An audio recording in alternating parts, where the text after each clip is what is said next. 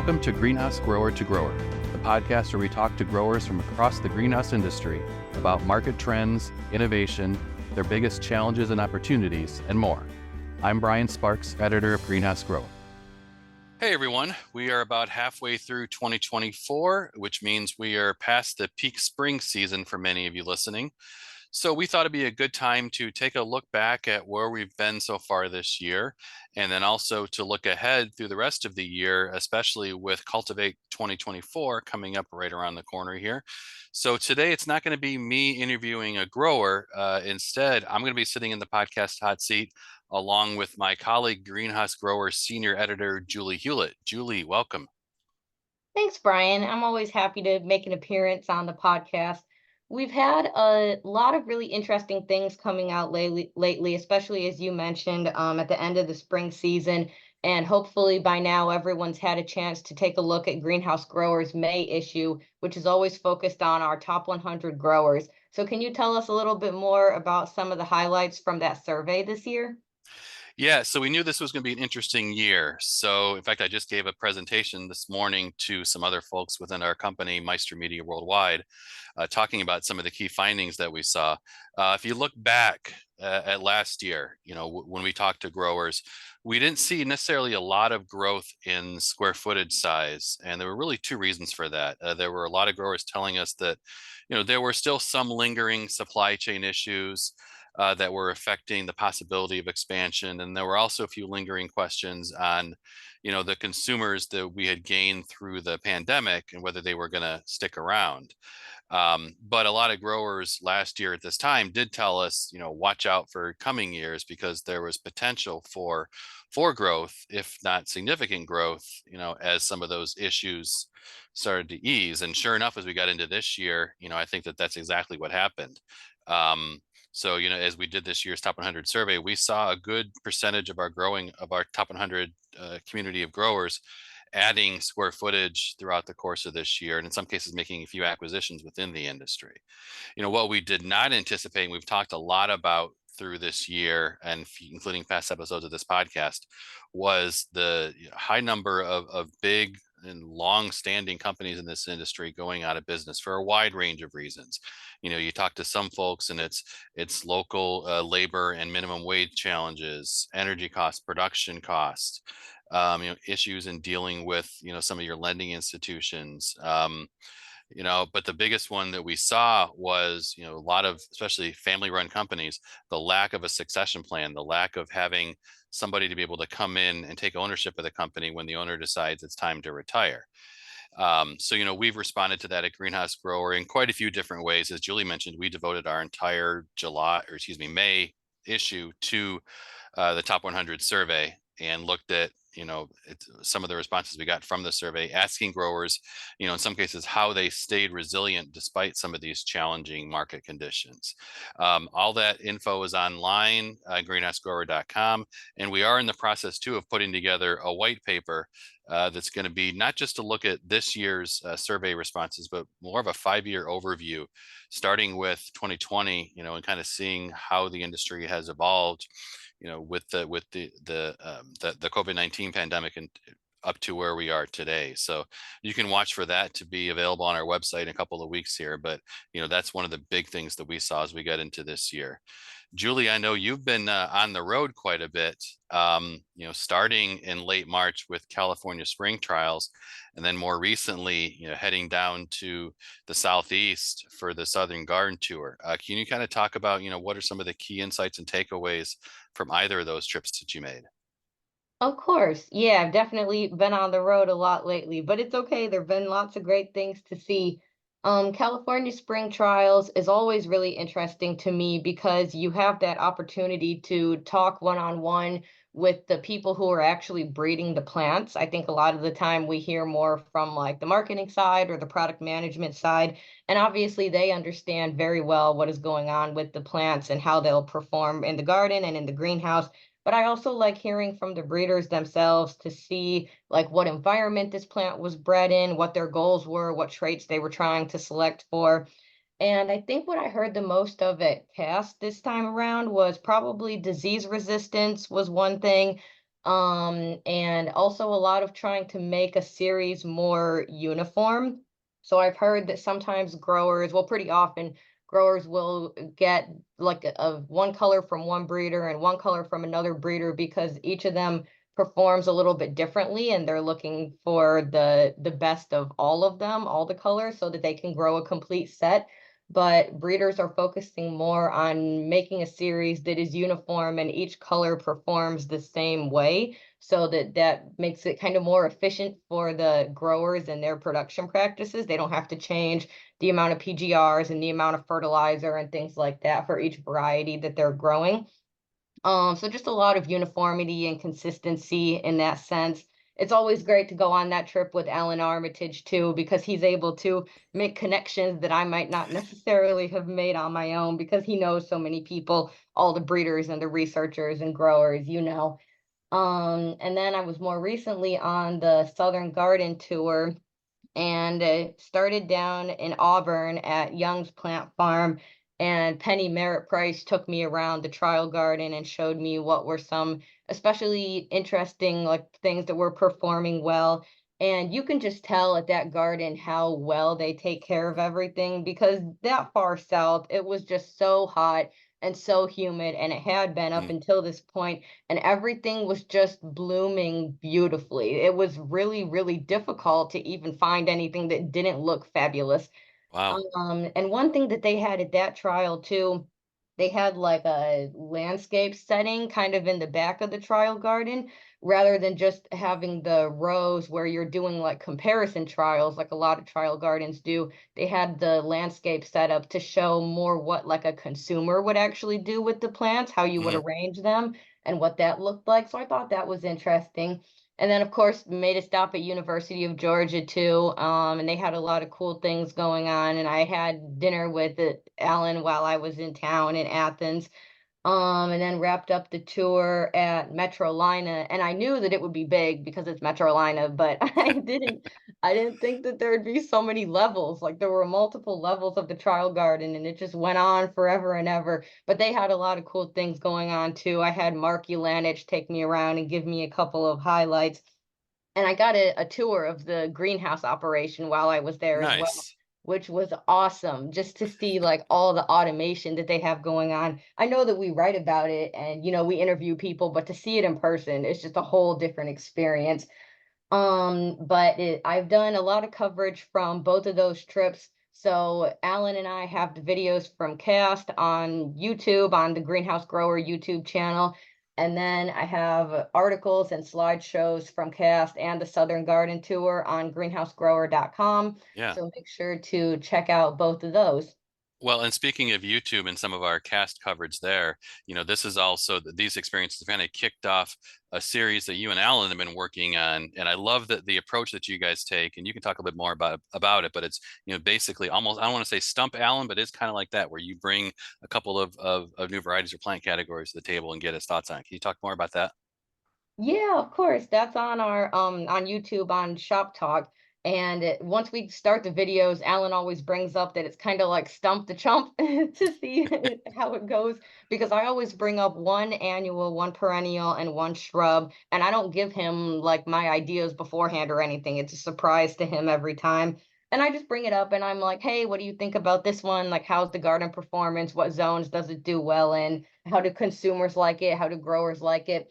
And sometimes when I bring up a certain genus, I can't tell if Alan likes it or not based on his response. He always, I always like to call it hot takes because I feel like Alan is never shy to share his opinion, whether he likes something or he doesn't. He's always very honest about it, and he has a good reason why. So I think a lot of them so far he has liked, and he talks about how they're pollinator plants or they're deer resistant, something along those lines. But then he has other concerns that come up for other genera. He's like, well, this is a good plant, but it might not do well in the heat, or it might do better in like an area that has more rainfall, something along those lines. But yeah, we've been doing that for, I don't know, maybe a month or so now, and I think those are going pretty well. They come out weekly in our Variety Central newsletter, so make sure to subscribe to that one. And then they're also on our YouTube channel. And Alan's almost like his own trial garden because, as you said, he'll tell you how something's really going to perform. And we all know Alan's all about solution gardening too, and the fact that a plant can't just look pretty; it has to serve a purpose for the consumer. So I love those conversations that you guys are having. Thank you. Me too. Yeah, it was great to see when I had dinner with him in Athens to see his garden because I've seen so many pictures of it before, photos that he sends me to run with his column every month in the magazine. And I've heard about it because I know sometimes when he sees something new at Cast, they'll send him a plant to trial in his garden. But I was excited to see it in person and see how everything's growing. Oh, I'm sure. What about Brian? I know that you've had an opportunity to talk to a lot of the industry leaders recently, especially people that might be coming to Cultivate. So, can you give us any updates on things that you've heard from those industry experts so far? Yeah, well, like one right off the bat, if you saw our February cover story, is all about the team at Plant Peddler. This has been a really innovative company for a long time in lots of different ways. And what really stands out to me about them, it's not about the plants and the technology, which I mean they excel both of those. I know they try a lot of new technology. They host, various variety trials, both for spring, summer, and then even winter crops throughout the year. But what really stands out is their focus on advocacy for the industry. A plant peddler is located in a pretty remote area in Iowa, and they're surrounded by a lot of other types of agriculture that extend beyond horticulture.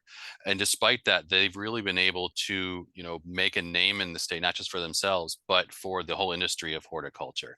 And a lot of it is just, taking the time to not just, meet with decision makers at the local, state, sometimes even federal level, but bringing them onto your property, bring them to the greenhouse, let them see the industry in action, and through those conversations, not only have they had the chance, to promote horticulture within Iowa, they've also been very willing to, I think, share, tips with other growers who, I mean, if you're a grower, I mean, maybe, being in the greenhouse and working on a plant is your best fit. You may not be sure if, okay, how can I really speak on behalf of our industry to somebody who's not in the industry?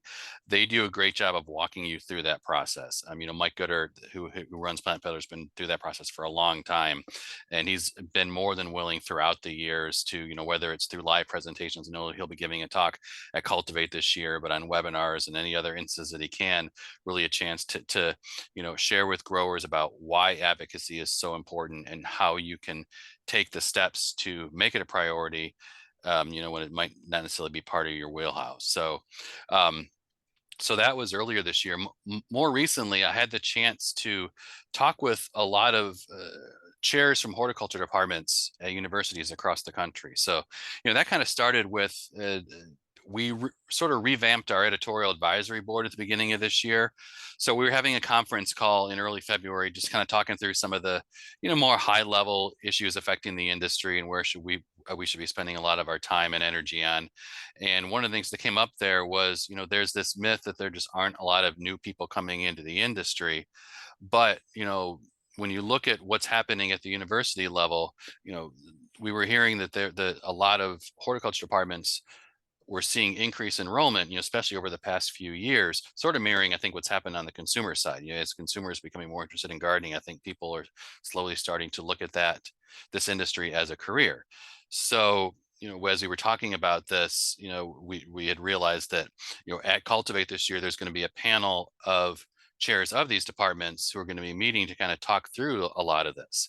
So this group of university horticulture department chairs already meets on an annual basis by themselves. And so this year, Doug Karcher was going to be hosting it at Ohio State this year. And, with the timing lining up perfectly with Cultivate, they decided, hey, let's bring this, let's not just keep this within, but let's talk to the entire industry about it. So they're actually going to have two different panel discussions at Cultivate. Well, one's more of a panel of the chairs, and then the other one's going to be a Q&A that just to really talk about, what's happening, how and why more young people are entering horticulture, how these institutions are then preparing these horticulture students for careers in horticulture, so they don't, leave the university and then, they go off and do something that's not necessarily tied to the field. Giving them the tools, whether it's through internships, whether it's just meeting directly with growers in the industry. And one of the things that really stood out to me, as one of the chairs said, was, finding out early if, for whatever reason, horticulture isn't the best fit for some of these students, because I think you want to learn that early, as opposed to having someone in the industry for a couple of years and then deciding, hey, this isn't the right fit for me. I think tied into that too, looking at the wide range of jobs and careers that are available in this market. I know See Your Future's career page is a great resource for looking at all the various career options that are part of this industry, that some of which don't even involve having to see or work with plants at all, whether it's human resources or marketing or social media or anything like that. There's a lot of roles that you can have that don't necessarily, that aren't always focused just on the plant itself. So you can watch for that discussion at Cultivate. That's going to be part of the Monday afternoon programming. So definitely put that on your calendar if you're getting ready to go there. I mentioned that that's a panel discussion, and to me, when I go to an event like Cultivate, those are the kind of things that I seek out as much as possible. It's great to go into a room and hear one person talking about one topic. That's always very informative. But what I like about panel discussions is it's an ever evolving process. You might have, a group of growers of various sizes, various regions across the country. They might start off with a list of topics that they want to cover, but then it becomes a Q&A amongst each other, so they can start sharing ideas. And I know aside from this panel, there's going to be a few others taking place at Cultivate this year. There's a couple on artificial intelligence that I've already put on my calendar to go and check out. I know that's something, it's always seemed like an abstract concept, but how can that really trickle down to how does it help a grower on a day-to-day basis? So I'm looking forward to those, as well as, kind of going back to the variety discussion, looking at how regional field trials take place, and then some of the traits that those trial managers look for. So I'll be looking for those as well. So I know, Julie, you'll get another chance to see the industry in action when you join up with one of the tours on Saturday. Yeah, I'm excited for the greenhouse production tour. I always like to get out of the office, get out of my cubicle as much as I can just to see what's going on. So I've done the greenhouse tour the last 2 years, and I've been to quite a few places so far. Been to Fort Myers and Sons outside of Columbus, and then last year we went up toward Cleveland. So we went to Green Circle and we went to Seacrest Arboretum.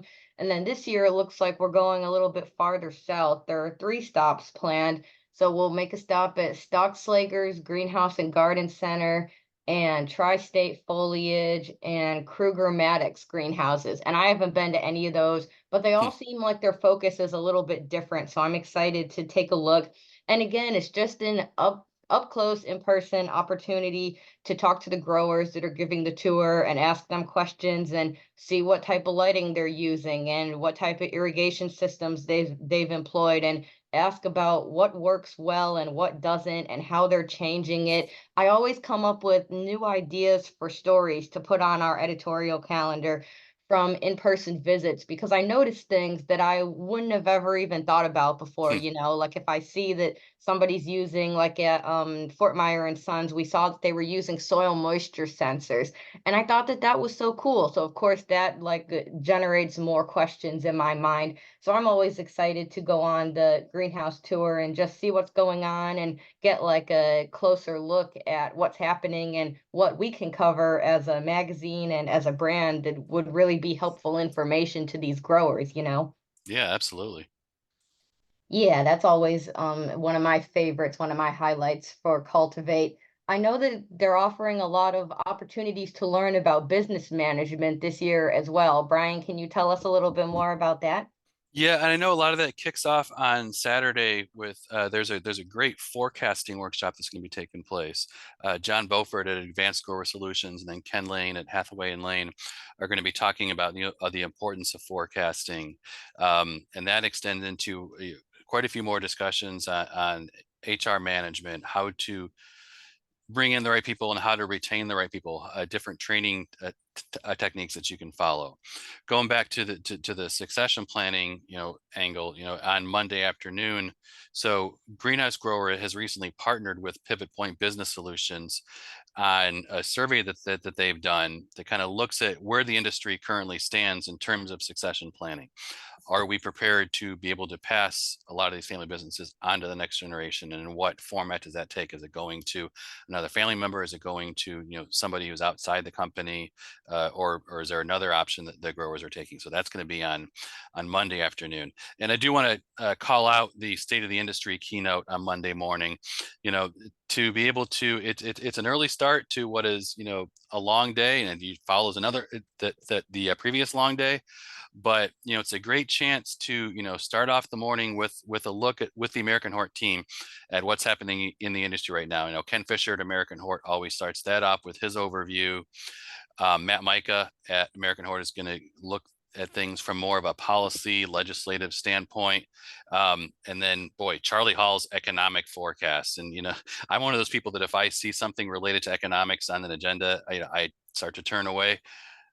Most of the who are listening to this have heard Charlie speak, and Charlie is about the one person who can keep a topic like this not just interesting but really engaging. Charlie, really gets into. I love the how animated he gets, and I always love that he ends each of these presentations with his prediction on whether we're going to be in a recession in the next year. So that's something that you'll definitely want to check out.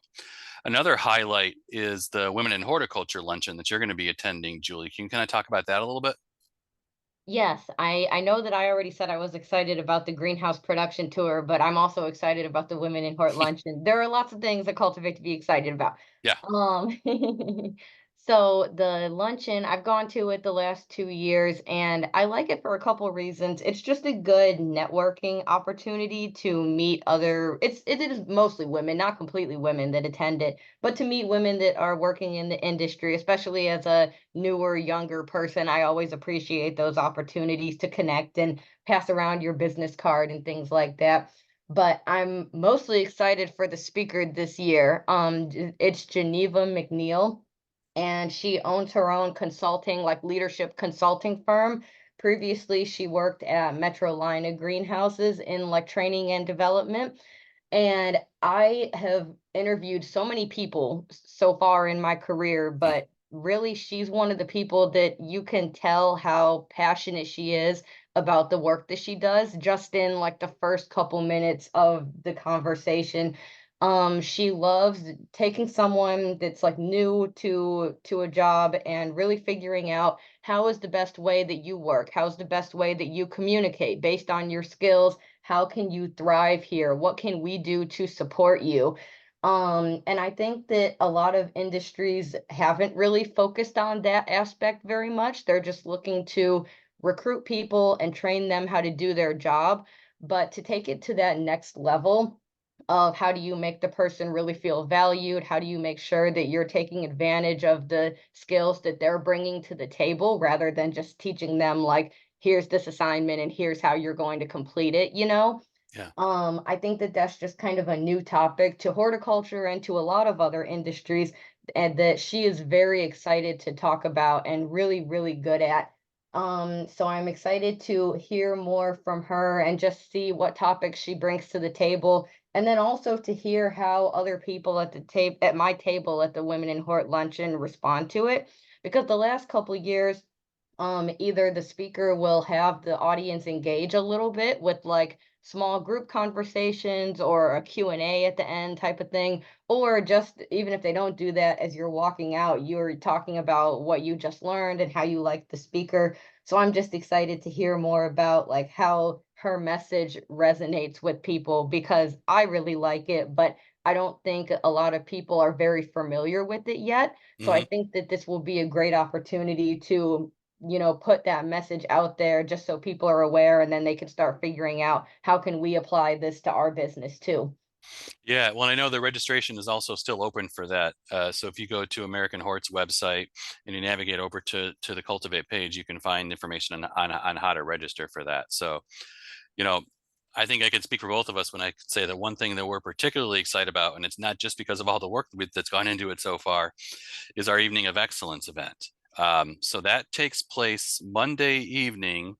Uh, we are in Union Station Ballroom B, and it starts at 5 o'clock. Well, we open the doors at 5 o'clock, and then the program starts at 5:30. If you've never been, I hate to sound like we're tooting our own horn, but we've heard people call it the Oscars of the horticulture industry. And having gone there a few times, it does feel like that. It's an event where we recognize a number of folks in this industry who excel in everything from varieties to technology to plant production to running a growing business. We do several different award presentations.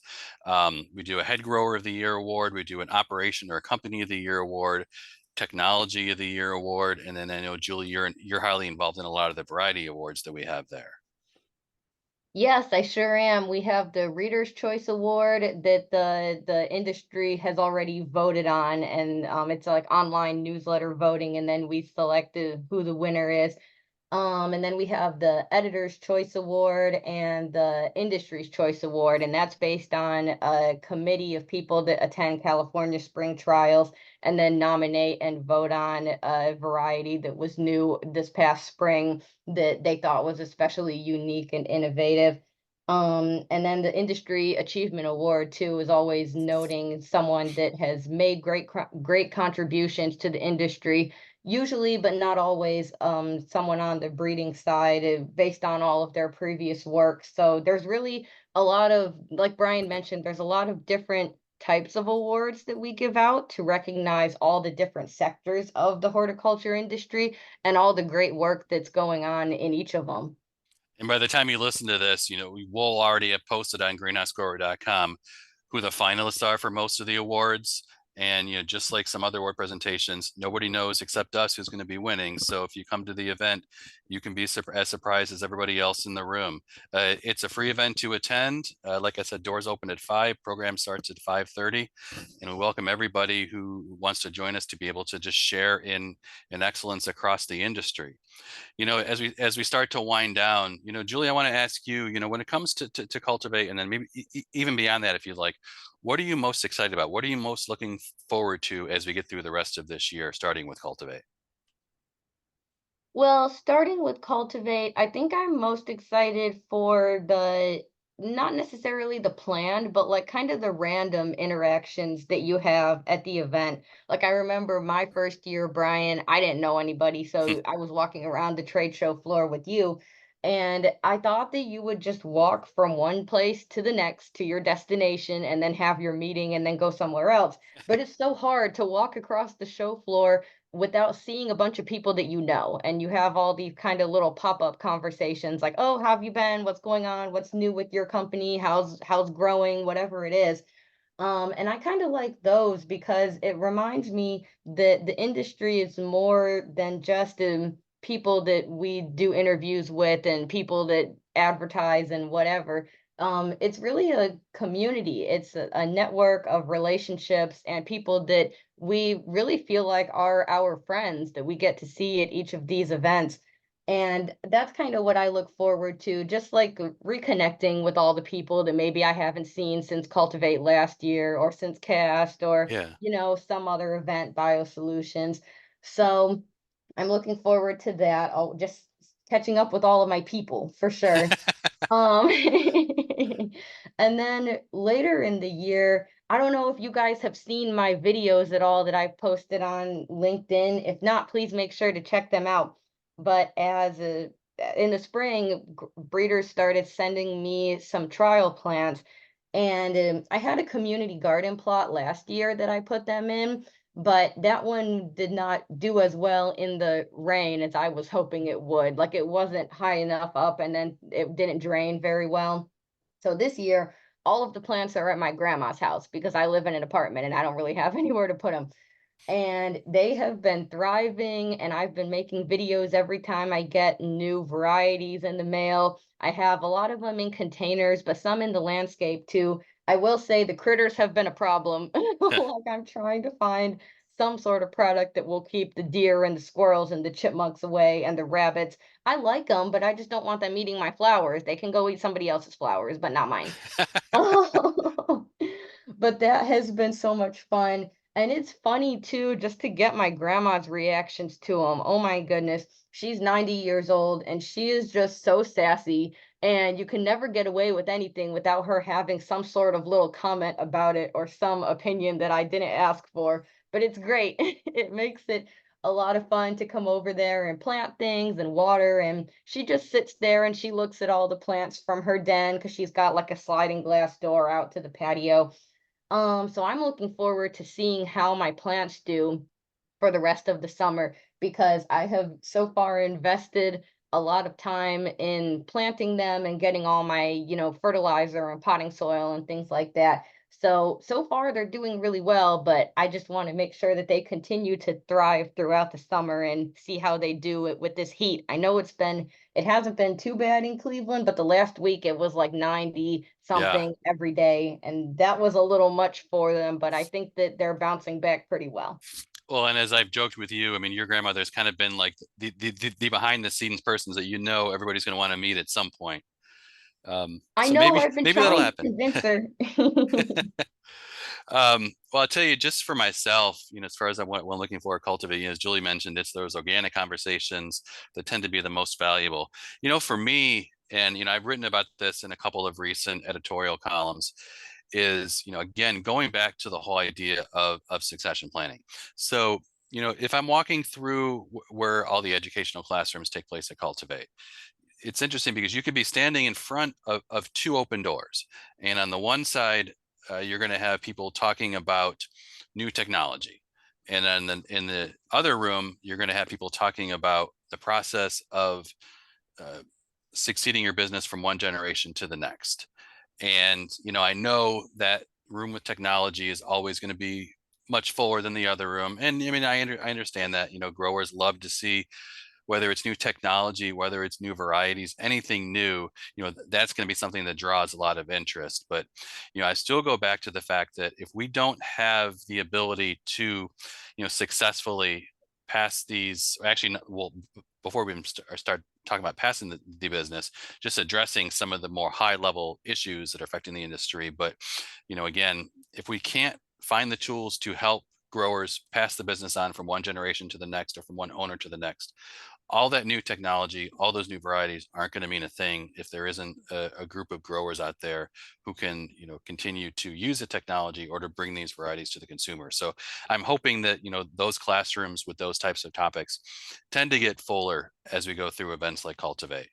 As you look through the rest of the year, honestly, what's exciting for me, it's this right here. I'll say I've been with our parent company, Meister Media Worldwide, for going on 25 years now. I've been with Greenhouse Grower for about 9 years, and we've launched a lot of new programs. We've had new newsletters, we've had updates to our website, we've done videos, we've done webinars. The podcast, I think, is what has excited me the most. It's intimate conversations like this. It's not an interview, it's a conversation, and to be able to just have a chat, and it's a platform, just on a personal level. I consider myself to be a podcast junkie. I subscribe to about 20 different podcasts, probably too many because it's hard for me to keep up with all of them, but it's just yet another way to connect with folks. And we again, kind of going back to the beginning of the conversation, our top 100 survey, one of the questions we asked was, what is your preferred platform for getting information about the industry that you're in? And podcasts are still a fairly small percentage of that, but that number is continuing to grow, and I'm hoping that does continue to grow. So for me, it's a chance to have close conversations, with growers from across the industry, and talk through, not just what you're dealing with today, but a lot of the great conversations start with, how did you get into this industry, and who were some of the people that you learned from. I also like what I also like about it too is it's not just the bigger growers that we talk to. We've had a few folks who have maybe like an acre of greenhouse. I go back to my Mimo Davis conversation, and she and a business partner basically turned an abandoned, vandalized small greenhouse facility in the St. Louis area into a thriving place that the community turns to for flowers, and to be able to tell those types of stories and have those types of conversations is really what I look forward to the most. So, as we wrap up, I want to encourage everybody as we get up to Cultivate and beyond that, please continue to reach out to our team. Julie and I are always available on email, and then through all of our various social media platforms, YouTube, Facebook, LinkedIn. Feel free to reach out to us at any time. And for those who we know, it's going to be great to be able to connect with you again in person at Cultivate, and to meet a lot of new faces. So, Julie, any last words from you? I think you covered it pretty well. Like you said, we're just looking forward to hearing from everybody and to seeing everyone soon at Cultivate, old friends and new. Well, we'll see you all in Columbus in a couple of weeks. Julie, thanks for joining me today. Of course, thanks for having me. Thanks for joining us. You can learn more at greenhousegrower.com. Please subscribe to this podcast wherever you listen, and please leave us a rating as it helps other podcast listeners find the show.